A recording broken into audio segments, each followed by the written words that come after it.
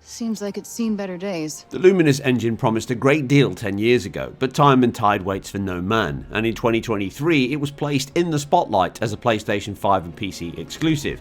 With the console release covered before launch, today we top and tail that stack with the PC and Steam release. Let's hope the magic holds.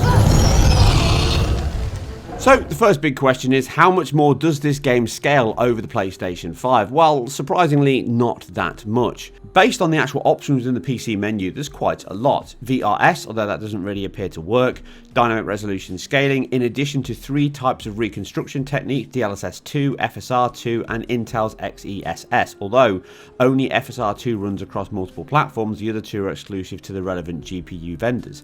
FSR 2 is not as good as DLSS 2, certainly the lower down the stack you are. Here at 1080p, it breaks up more on the tree movement and shimmering, alpha effects aren't as stable, and overall image quality is not quite as sharp as DLSS 2. The higher up the stack you go, around 1440p or 4K, then they are much closer.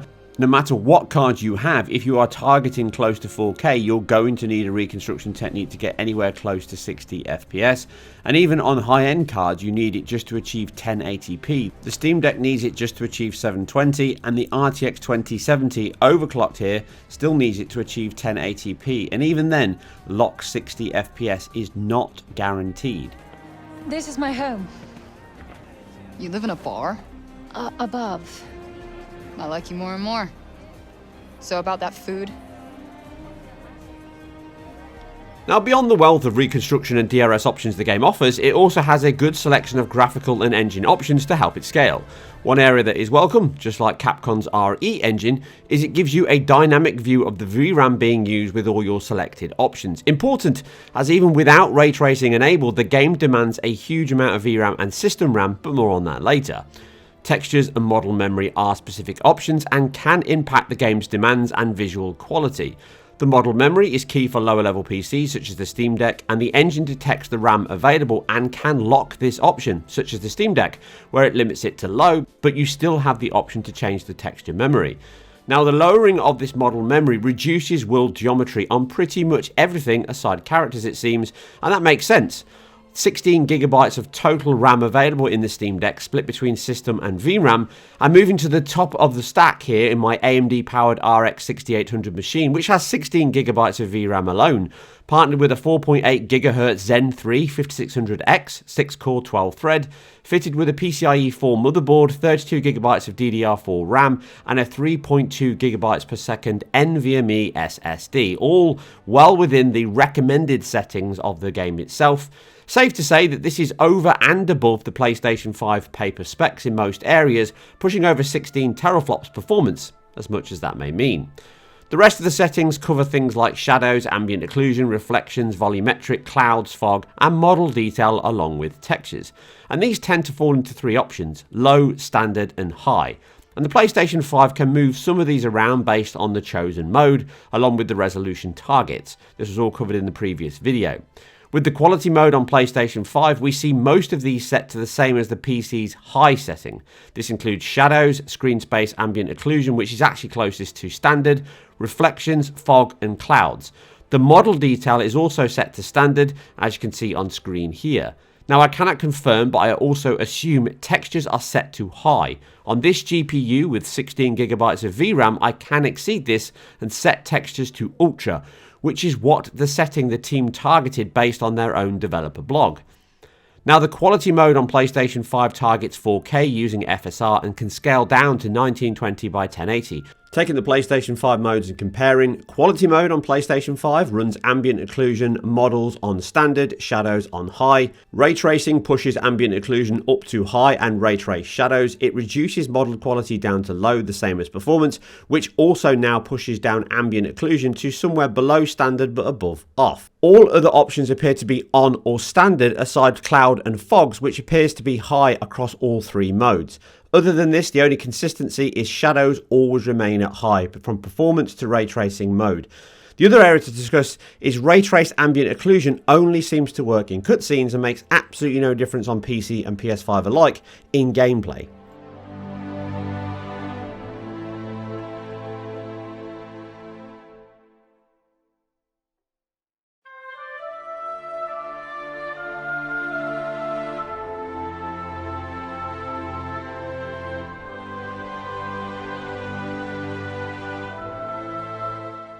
So closing out our visual comparisons, both the quality and performance mode use high shadows. Moving to the ray trace mode, you now get soft feathered penumbra shadows both on PC and PS5 using that ray tracing option. They are a hybrid solution, but they don't always fully load in on PC, with certain areas not mixing as well as they do on PlayStation 5, which itself can also take about 10 seconds to load in, as you can see on screen at the moment.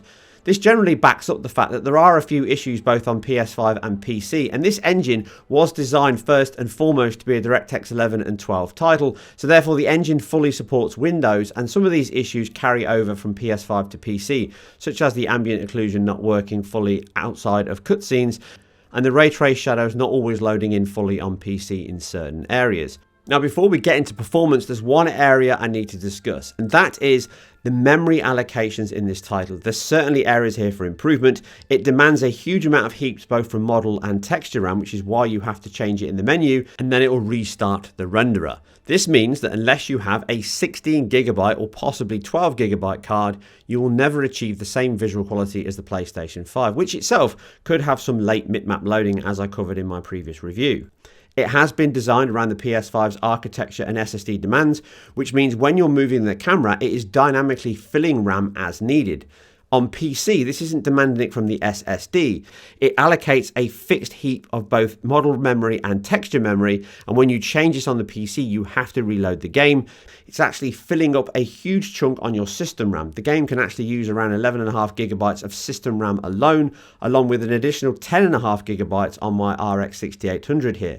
That's almost 25GB of data being used exclusively for this game. And then what it will do is it will move data back and forth between them along the PCI Express. And this can cause performance hiccups as you're moving the camera and spinning it around. If you are having performance issues whilst traversing the world, lower your model and texture allocations and then go back and play the game again. You can actually fix this so it's far more consistent and doesn't lurch up and down because of this bandwidth issue that happens on the system. Do not get confused and worry about the SSD. It doesn't touch any more than around 300 to 500 megabytes per second. It's very low on that demand. It tends to fill data into system RAM when you start a level, and that can keep loading in the background as you work your way through it. If you break that level, then like I say, your performance will take a nosedive.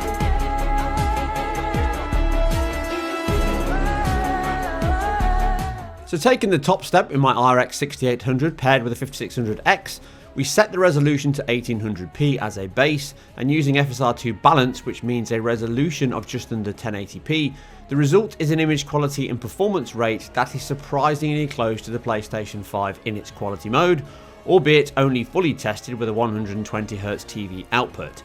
Now, based on my previous analysis of the game on PlayStation 5, quality is often approximately 1440p reconstructed back to 4K. Ray tracing mode is around 1080p reconstructed to 1620, and the 60fps performance mode is often around 900p reconstructed to 1440. The net result is that in like-for-like sections, the PS5 is approximately 30% lower than the PC's resolutions, but like many elements here, that falls well within diminishing returns on effects quality and image quality. In addition, though the PC can run ray trace shadows and higher model detail for slightly better performance rates, that said though, even with ray tracing disabled, I was not able to achieve a locked 60fps whilst exploring and battling across the game. And dynamic resolution scaling is not a great fit here, both on PS5 and PC, with it causing some frame spikes often. So for my recommended settings, I would leave it at FSR2 balanced, 1800p, ray tracing disabled, but all textures and model detail at standard, as high can increase CPU cost by approximately 10%. And with ray tracing enabled, the 5600X is almost identical to the PS5 with its ray tracing enabled, which is where the CPU matters the most, as in towns, even with ray tracing disabled, we are always below 60 FPS. But in the open landscape, we can hold much closer to 60 FPS, and on average, the RX 6800 is better at holding 60 FPS than the PlayStation 5 with higher resolutions. But at that point, you would need a far more powerful GPU and CPU to gain a locked 60 FPS, and that is by no means a guarantee, but it is the best way to run the game across all my tested machines thus far. Next we have the RTX 2070 overclocked here, and as noted, the only option due to memory demands and limits is we disable ray tracing and run at 1080p with DLSS quality, so at a base of 1280 by 720. The reason is the game can have memory stomps when it gets close to its limits, and it can crash. Often. Which is something very often on the Steam Deck in fact. As such, we set model and texture details to standard and effectively match the PS5's quality mode, albeit with lower settings, resolution and image quality. But it gives us performance levels close to that quality mode at 120Hz. The main boost here though is by keeping texture allocations and memory limits low, we no longer have crashes, and we get a very consistent performance level, even in the CPU demanding town sections, which are almost identical to the 5600X with ray tracing enabled, as it is on my Zen 2700 at 3.8 GHz. The game scales very well across threads, cores and frequency, and is overall an excellent example of a highly multi-threaded engine, maxing out my PC CPUs and Steam Deck CPU threads very well. But the PC's trump card is succeeding where the PS5 cannot, and that is with a true 40 FPS mode with its 120Hz screen. By capping your FPS to 40 with these settings, I could achieve a near locked 40 FPS even running through the world and battling, with only heavy GPU sections such as cutscenes or some battles causing dips into the low 30s.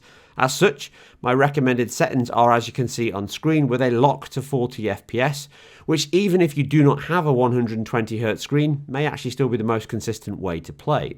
It cannot hit the same performance rates as the PlayStation 5 in its performance mode, but it can exceed the PS5 in its quality 120Hz mode, and it is much closer to being a locked 40 FPS across exploration, cities and battles, and that is actually quite a good result. There it is! Whoa!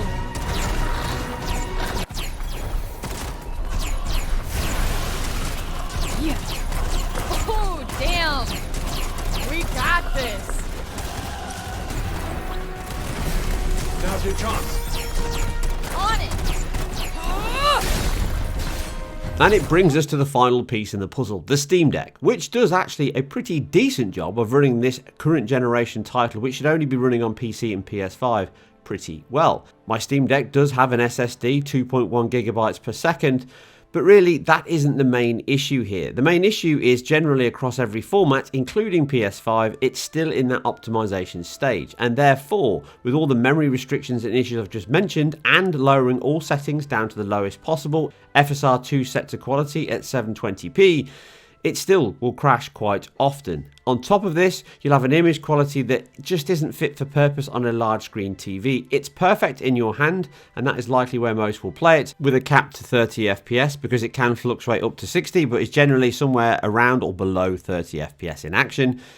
But realistically, the reason I can't recommend it is the amount of crashes the title had. Very, very often, and in fact, there was a certain point leaving the city and going to the open world, I couldn't get past it on the Steam Deck. The only way I could was by using a PC save and then loading back into the Steam Deck at a later point.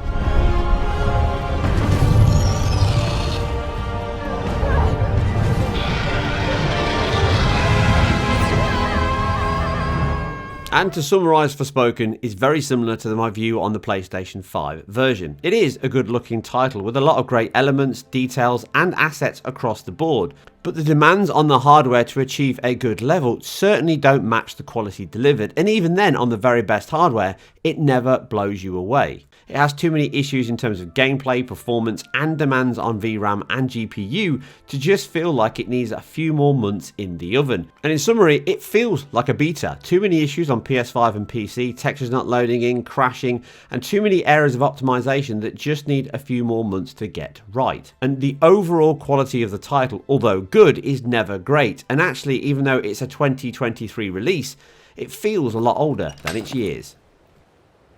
Great start. And there ends another deep dive into engines, performance, pixels and all things video game related. If you enjoy what we do here on IGN, then keep it IGN Performance Reviews, and we'll catch you on the next one. Yep, I'll second that.